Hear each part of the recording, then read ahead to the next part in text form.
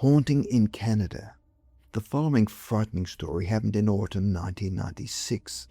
Single mother Kelly Fontaine and her 6-year-old daughter Hayley had recently found a new partner by the name of Al Goodwin, and they moved into what they believed was an ideal house. Initially, everything appeared to go well, until one evening they heard footsteps coming up the stairs, and when they looked around, they didn't see anyone or anything, and put it down to the fact that it was an old house, and there was bound to be the odd noise, which they would have to get used to. A few weeks later, when Al was at work and Hayley was at school, Kelly was tidying up and could hear footsteps in the same room as her, and thought, I won't overreact and pretend it didn't happen, and carried on cleaning.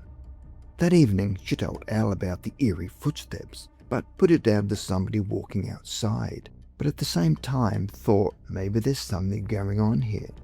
Al rang a friend called Richard Paul Busano, who worked as a paranormal researcher in his spare time, and hopefully found a simple explanation for the footsteps.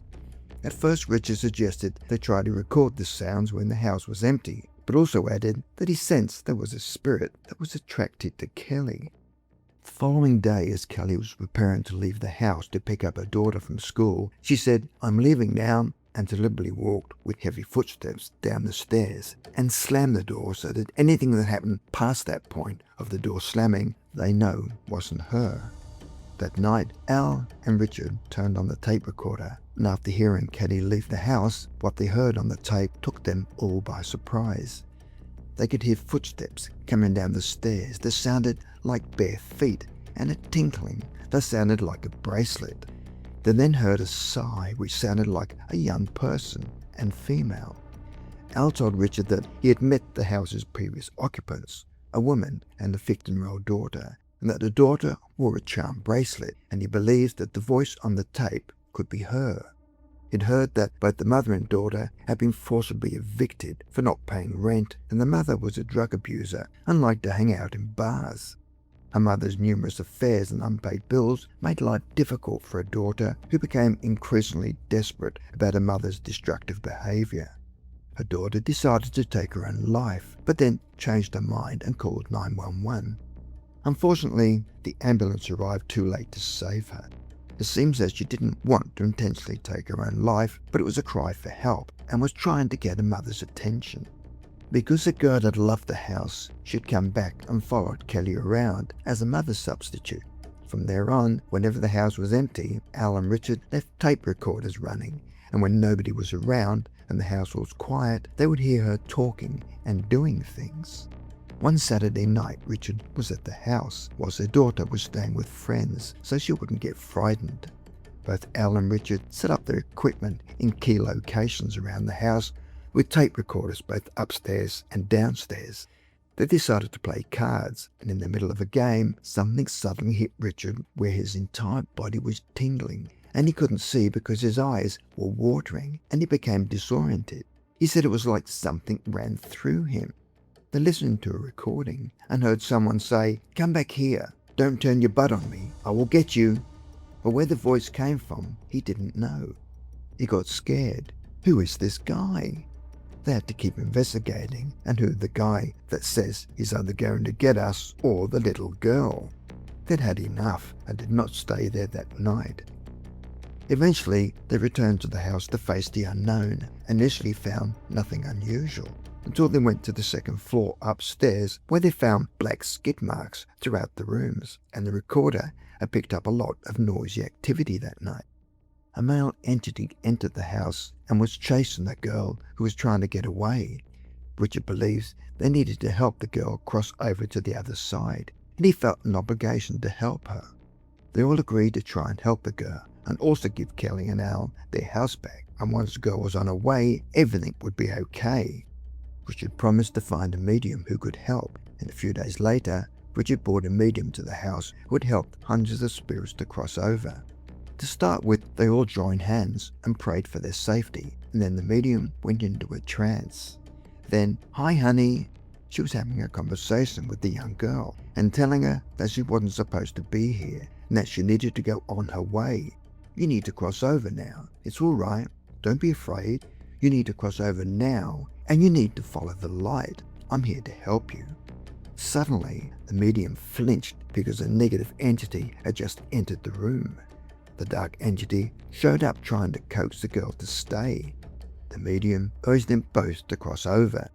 She started arguing with the male spirit, telling him to leave the girl alone. "I command you to let her go." "Fine, then you just run," and she yelled at the male spirit to go rot in his own hell. She left and assured them that the girl had gone on her way, but she said to the male spirit, "He is not going anywhere, and I don't think you're going to get him to leave, and he's not the only one here." A few weeks later, Richard invited a clairvoyant called John to see if he could help. John had the ability to sense spirits, and has been able to sense the presence of spirits since childhood. He has communicated with the dead in more than 1,000 readings. John uses a pendulum like a dowsing tool and gets a sense of feeling through his hand like a current of electricity on the spirit world. It's an ancient method employed for millennia to detect imperceptible vibrations and to communicate with spirits. He asks questions and the spirits move the pendulum clockwise for yes and counterclockwise for no. He has to hold on strongly, otherwise it would fly out of his hands. John begins by asking whether there was a spirit ready to communicate, and immediately receives a positive response. "Are you a male spirit?" The pendulum indicated a very strong yes. "Can you tell me about it?" Then all of a sudden, fear came into the room, coming right through John. He said, "Whoever was speaking to us is now terrified." John told them that the dark entity has silenced the other spirits. A few nights later, John returns for another try. "Is there a spirit here who wishes to communicate?" The clairvoyant tries to find out more about the dark entity and asks if he has a name. The pendulum began to accelerate in its intensity. Yes. After a while, they found that his name was Edward. Later, Richard began researching the history of Alan Kelly's home and discovered that in the 1930s and 40s, it was a home to hired help for a nearby mansion. He also discovered that the mansion was managed by a man named Edward. Edward had been appointed to manage the huge estate during World War II. Apparently, Edward was a mean-spirited individual who would take advantage of female workers on the property. One night, their daughter Hayley went downstairs to get a drink of water and saw him walking towards her. They decided to make a portable Ouija board and laid it on the floor and said, "Is there any spirit here who wishes to communicate?" John contacted the spirit of an 19-year-old girl. He asked her name and she clearly spelled out Angela and discovered that in 1943 the girl died on the property. He asked what caused your death and the word he got was bleed, and then very clearly, "my baby." Then she had gone to see a doctor. She identifies him as the butcher.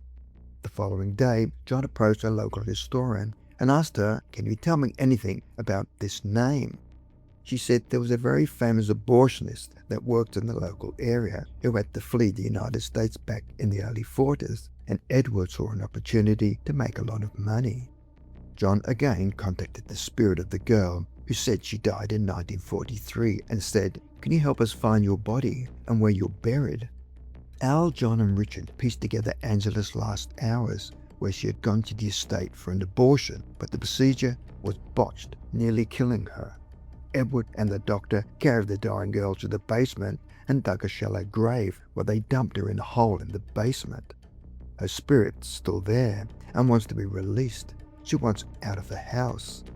The men started digging in the basement but were unable to complete their task and believe she's still there, and without hard evidence they cannot go to the police. John suddenly senses they deeply anger the dark entity because, as Cully was in the nursery, a bottle flew across the room and came close to hitting her. It was time to get out of the house, and the family finally moved out, leaving the dark entity in control. Today, Al wishes he had rescued Angela's bones and laid to rest the mystery behind the haunting. The Thing on the Roof. Sarah Shea had been driving trucks by himself for 20 years and had many strange true stories to tell. One of his weirdest stories happened when he was working with Jim Palmer Trucking out of Missoula, Montana. He was driving north on Interstate 25 in Wyoming, about 40 miles south of the Montana line. He later stopped in a Wyoming rest area and turned off the engine. After laying there for about 20 minutes, he heard something land on his trailer. It was 1 o'clock in the morning. What the hell could that be? Not a bird, not at 1 in the morning. He jumped out of the truck to check, but found nothing. He was parked in the middle of a truck lot with no trees around to scrape his trailer. And there were no people either. There wasn't even a vending machine to get a Pepsi. The truck lot was deserted, so we got back in the truck and climbed back into the sleeper, shut the light off, and tried to sleep.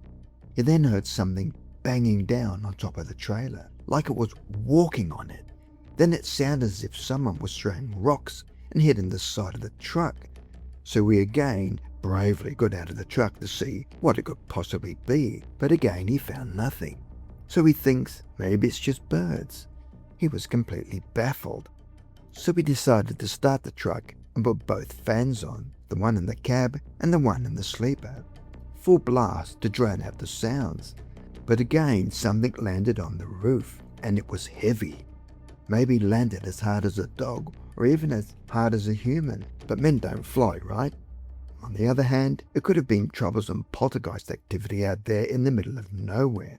Now that is frightening because I would not have got out of the truck in the first place